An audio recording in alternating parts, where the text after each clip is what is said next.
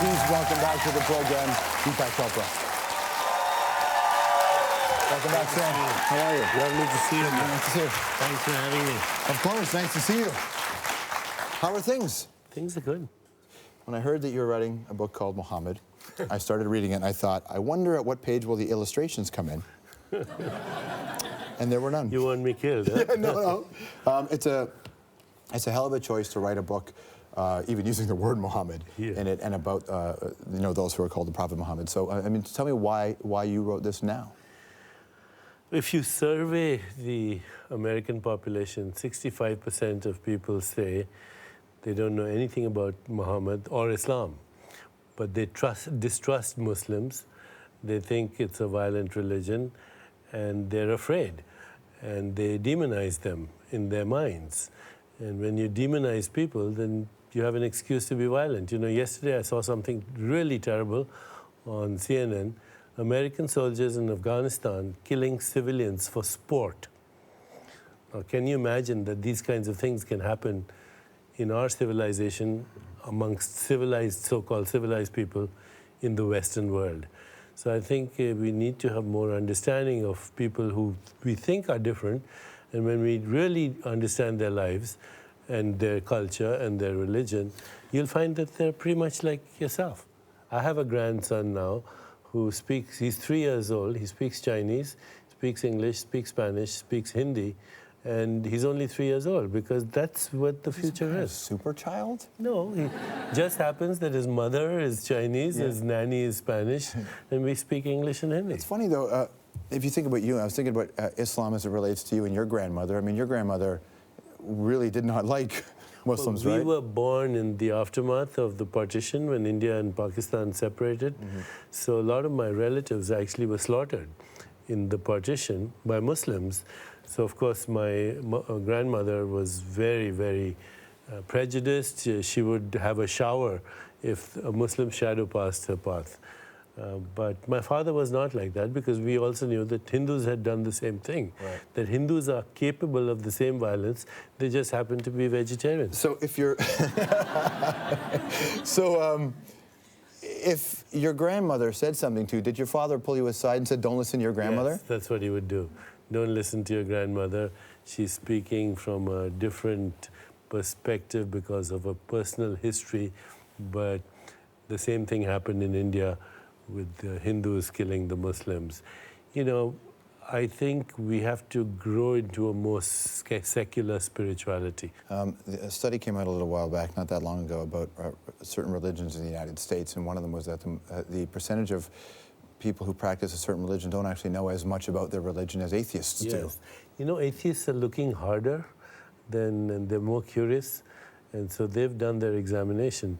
Devout believers are always fundamentalists, and I think belief then becomes a cover-up for insecurity. They don't even want to look within their own religion, so they don't have any doubt. There's a difference between being a believer and having faith. Faith means you're ready to jump in the unknown and plunge into it and seek the answers. But why is it that people need, in your opinion, to call it something? Why does it have to be? Why does it have to be Islam? Why does it have to be Christianity? Why does it have to be Scientology or whatever it is? It's tribal, it's primitive, it's atavistic, and hopefully we'll grow out of it. But you know, human beings are still, in their behavior, essential behavior, very tribal. I think religion is just a cult with a large following. And so, in a weird way for you then, the more you've said this, and you've written so many books and been a part of so many people's spiritual journey, in a sense, you've become a religion in a way to people and your teachings. No, my stance has always been seek the company of those who are looking for the truth and run away from those who have found it. Because I haven't found it, I'm still seeking it. And is there an answer you're looking for? I am looking for what's my reason for being on this planet? Do I have a soul? What happens to me after I die? Does God actually exist? And if he or she or it exists, does he or she or it care about us? Is our planet just a random accident in a mindless void, or is there meaning and purpose to our existence? I think it's not important to know the answers. It's important to seek the questions and live the mystery, because when you live the mystery, life is very exciting. I think there's a beauty in not knowing. There's a beauty in every day. You know, and I was raised in a very fundamentalist Christian home, and there was always this idea that you're working towards an ultimate goal and that your reward is in heaven. And I always thought the idea of a reward in heaven missed the point of this is so beautiful and not knowing this. If you're always looking for the future, when the future arrives, you will be absent for it because you're not in the present. Right, you're moving. So yeah, and to know everything totally dooms you to eternal senility and robs you of creativity. It is the not knowing that is the source of our imagination, of our inspiration, of our creativity. Well, how have you become, like, how have you handled your ascendance to fame and the fact that to a lot of people that they do go to you for teachings? My children and my wife don't take me seriously and keep me grounded. Do they go, blah, blah, blah, Deepak and his wisdom? Do they do that? They do that sometimes, yeah. They do that. In fact, I'm constantly brought back to earth with them, and I don't take myself seriously either. But I mean, becoming famous is an uncomfortable thing. If you take it seriously, then you start to believe your press, and that then again is your downfall. So, you know, people put you on a pedestal, and then they like to tear you down. They have images in their mind of how you should be, and when you don't look up, you don't meet their expectations, then of course there's disappointment. Have you felt that? Have you ever looked at somebody and thought and realized that they're looking for you to be something that you're not? They are, and I constantly remind them that, you know, I'm still on a search, and haven't decided what I'll do when I grow up. Where do you go when you need inspiration or guidance? I go into silence. That's what I do. I just stop everything and go into my own silence. I think if anyone did that, they'd know that all the answers are there.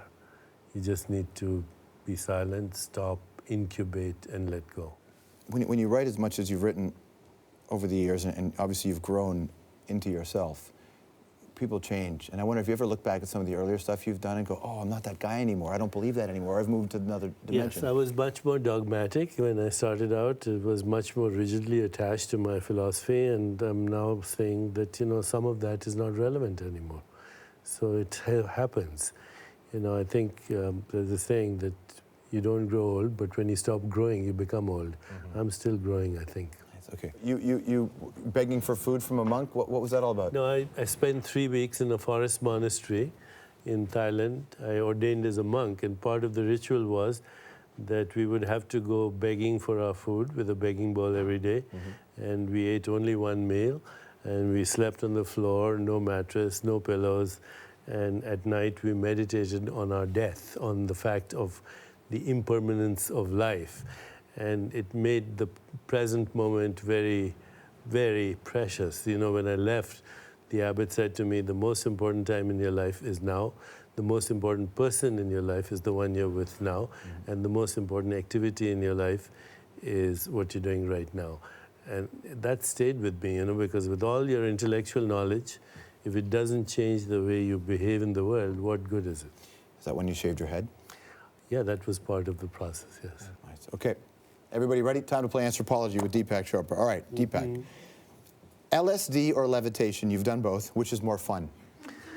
Actually, LSD was more fun. To tell you the truth. You're clapping for it. It was my first spiritual experience. I think there's people at home that go, I get it. I finally get them. Heal thyself. Why is it so hard to do? It's very hard to do because we don't realize that healing yourself is actually allowing yourself just to be. When you're not doing anything, when you're not a human thinking, not a human doing, you're a human being. When you're just being, everything starts to take care of itself spontaneously. The Beatles or the Stones? The Beatles, my all-time favorite. The Beatles, I mean, the Beatles, there are a lot of people obviously who knew about India, but culturally, the Beatles had a really big impact on bringing India to the rest of the world. Yeah, and George Harrison was one of my best friends. We traveled together throughout the world. Nice. Was he a funny guy? Because I don't get that sense. He was very funny. He used to always be making rhymes in his head. He was very cynical also, and, you know, he was an interesting guy. He was full of paradox. What was your worst moment as a medical doctor? My worst moment as a medical doctor was making my first diagnosis. It was a dead patient. That was and that stayed with you? The nurse called me. She said, we have an expiration. I didn't know what the word meant, but I didn't want to let on. So I said, you bet, I'll be there. And I realized she was asking me to pronounce a patient. And I also realized that in the Western culture, your soul can't leave your body until a medical deity, otherwise known as MD, says, you're free, I'll let you go. It's a lot of pressure. A lot of pressure. What was your worst moment as a spiritual advisor?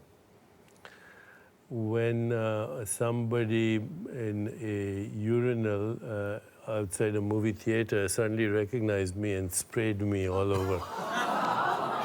That'd be the worst moment as a human, too. That's an awful thing. You're friends with Michael Jackson, but what was the first time you met Michael like? The first time was great. When I met Michael, I went to Neverland and he showed me his movie theater, and there was a jukebox there, and you had to actually put a quarter to listen to the music. He said, choose a song. Well, he had to pay for Neverland. It was a very big mortgage. Yeah. So just to tease him, I chose John Travolta and Saturday Night. Staying Alive? Staying Alive. And Michael said, not one of mine? I said, no. And then he started to dance to it, and he was doing John Travolta, better than John Travolta. Was that weird? You know, Michael was always a little weird. He always kind of was at the edge, but he was a genius. I thought of him as a modern-day Leonardo da Vinci, Michelangelo, except his medium was music and movement and dance and song.